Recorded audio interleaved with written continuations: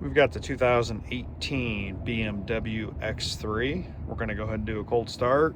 It's currently about 42 degrees out.